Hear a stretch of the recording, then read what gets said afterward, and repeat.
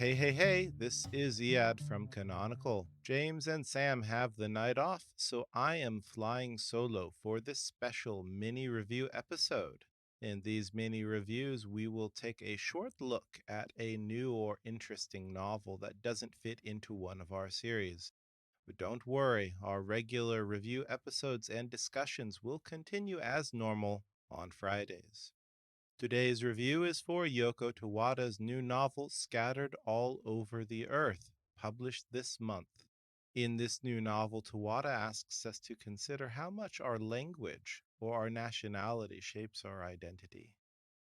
The main character, Haruko, is a young Japanese woman living in Denmark in a near future where Japan has vanished from the face of the earth and is remembered by others only as the land of sushi. With her country, her people, and her language vanishing from this planet, what does it mean to be Japanese?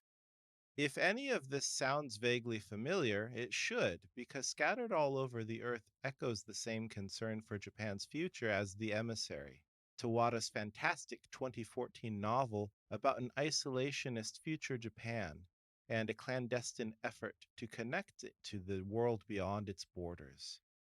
It's easy to see both novels as the result of a post Fukushima aging Japan, viewed from a self imposed exile in Europe, where Tawada has lived since the 1980s. It's likewise easy to see a lot of Tawada in Haruko, this novel's main character.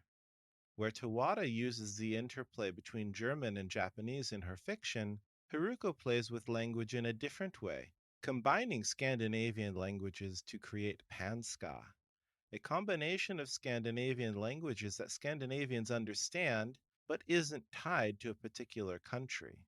This continues the novel's themes of language, nationality, and identity.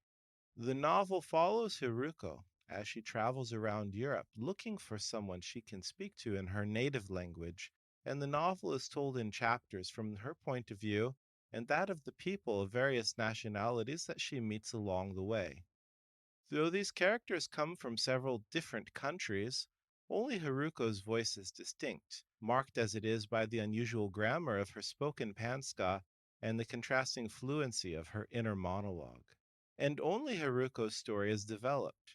Rather than developing the voices in these other chapters into distinct narrative threads, they just show us Haruko's narrative from a distance.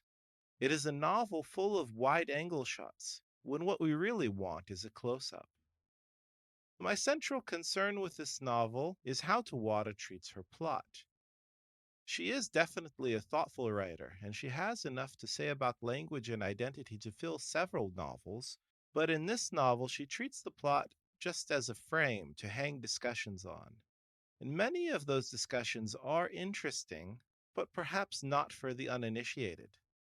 Those who already know and enjoy Tawada's work will find much to enjoy here, but this is not the book to begin reading Tawada. There is no seduction, no enticement. On that note, I'll pause my discussion of Yoko Tawada's new novel, Scattered All Over the Earth, a flawed but still enjoyable work of fiction. If you have any thoughts about this novel or Yoko Tawada in general, I would love to hear from you. You can leave a comment on Reddit at rcanonicalpod, where you can also find show notes and links to this and tons more book reviews and discussions. Till next time, happy reading. We will talk to you soon.